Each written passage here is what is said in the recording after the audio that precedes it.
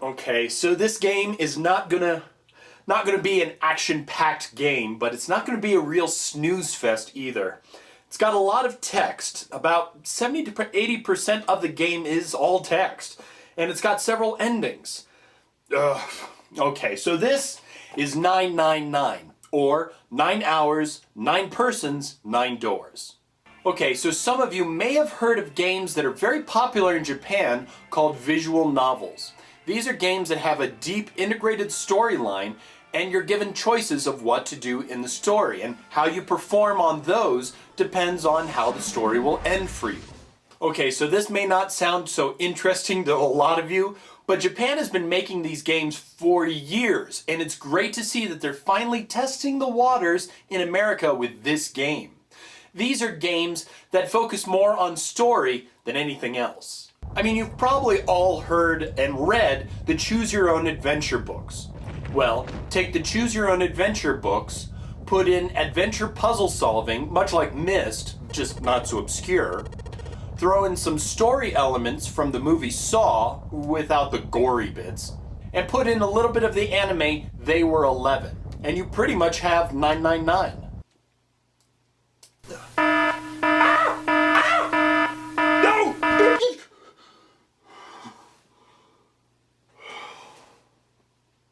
Here you play as an average Joe named Junpei, and you wake up one day to discover that you have been thrown smack dab into the middle of a mystery involving 8 other passengers in a frightening environment. What's going on? Where are you? How do you escape? Well, that's what you gotta find out through playing the game. You have 9 hours to figure out the mystery, well, in game time that is, and escape with your lives. As you proceed, there will be times that the storyline stops for a moment and you'll go into a kind of survival mode. This is where you'll be doing all of your puzzle solving. So make sure that you take mental or physical notes about what's been going on so you don't make the wrong choice and kill everybody, especially yourself. Now, being a choose-your-own-adventure-ish type of story, there are several endings. Bad ones, good ones, and everything in between. You may think you're doing great, but there might be something that you missed that will lead to your doom. So even if you think that you know who done it, you don't. But I'm really good at predicting this stuff. In fact, I think that... Nope. Oh, so it's not that way. Then it's gotta Sorry. be... So you're telling me that the person is... Why are you arguing with yourself? I have no idea. So, what did we all do when we played the Choose Your Own Adventure books? We marked the pages and choices so that we could get through faster on our next read-through, just in case we did something really bad. And that's what this game does right.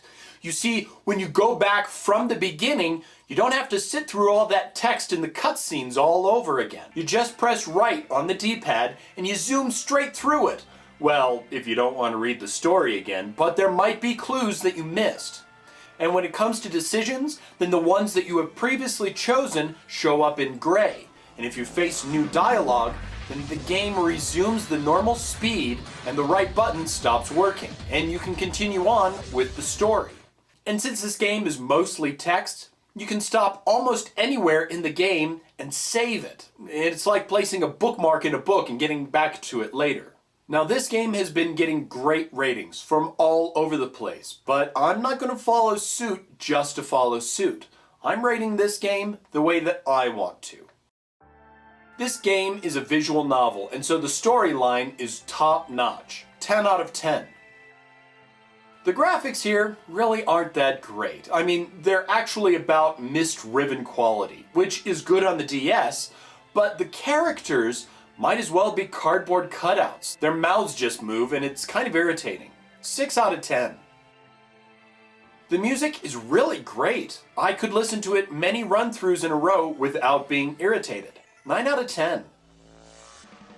The gameplay here is the puzzle aspect. It's challenging without being hair-pullingly difficult, and there's always clues that other people will give you just in case you're kinda stuck.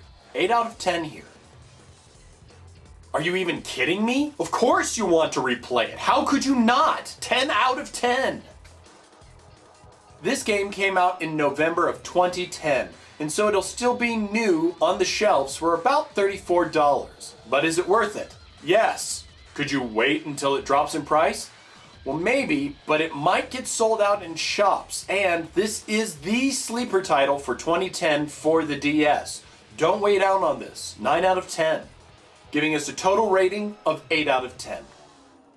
This isn't a big review, but if I went into detail like I usually do with other reviews, I'd be spoiling the storyline. Really, you don't want to spoil any of the storyline. If you want an action-packed platformer or a sports game or JRPG, look elsewhere, because you're not going to be gaining any levels in this game.